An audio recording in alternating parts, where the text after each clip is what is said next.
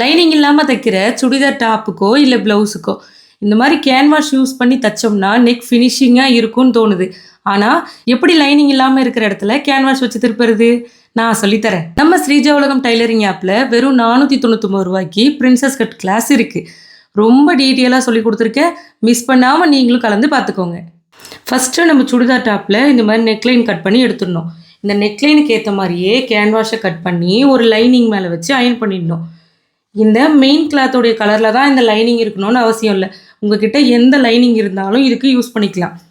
இப்போது நான் இதே ஷேப்புக்கு கேன்வாஸில் நெக் கட் பண்ணி வச்சுருக்கேன். இந்த கேன்வாஸுடைய வித்து வந்து 1.5 இன்ச்சு. இந்த நெக் லைனில் ரெடி அளவு அதை சுற்றி 1.5 இன்ச்சில் இந்த மாதிரி விட்டு கட் பண்ணி எடுத்திருக்கேன். இதை வந்து ஒரு லைனிங் மேலே வச்சு அயன் பண்ணியிருக்கேன். இது வரைக்கும் இதான் நான் பண்ணியிருக்கிறதுல. இப்போ இந்த லைனிங்கை சுற்றி ஒரு 1/2 இன்ச்சில் ஃபுல்லாக கட் பண்ணிடணும்.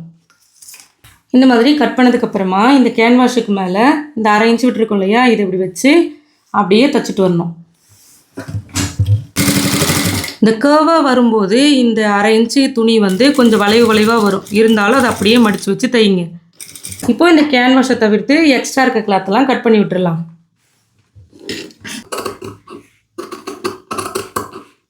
இது மாதிரி கட் பண்ணி எடுத்ததுக்கப்புறமா இதை வந்து நம்ம சுடிதார் டாப்பில் வச்சு திருப்பிக்கணும்.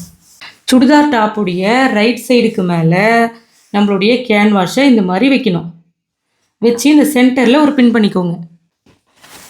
இந்த மாதிரி பின் பண்ணதுக்கப்புறமா இந்த கேன்வாஸுக்கு மேலே 1/2 இன்ச்சில் நம்ம அப்படியே சுற்றி தையல் போட போகிறோம்.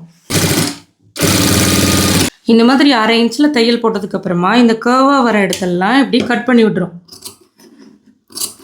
இந்த மாதிரி கட் பண்ணி விட்டதுக்கப்புறமா இங்கே கேன்வாஸோட லைனிங் பதிச்சிருக்கோம் இல்லையா, இது இப்படி திருப்பி இந்த லைனிங்க்கு மேலே ஓரமாக பதிச்சு தையல் போடுறோம். பதிச்சு தையல் போடும்போது இந்த பிசுறு வந்து இந்த கேன்வாஸ் பக்கம் தான் இருக்கணும். இந்த மாதிரி பதிச்சு தையல் போட்டதுக்கப்புறமா இதை வந்து அப்படியே துணியோட ராங் சைடு பக்கம் திருப்பி விட்டுருங்க. இந்த மாதிரி திருப்பி விட்டதுக்கப்புறமா இதை நல்லா அயன் பண்ணிங்கன்னா அப்படியே அழகாக நின்றுடும். இந்த மாதிரி சூப்பராக ஃபினிஷ் ஆகிருக்கும். சுடிதார் கிளாஸும் இருக்குது நம்மளுடைய ஆப்பில், அதுவும் ஆஃபர் ப்ரைஸில். நமக்கு தெரிஞ்ச விஷயத்த மற்றவங்களுக்கும் சொல்லிக் கொடுப்போம்.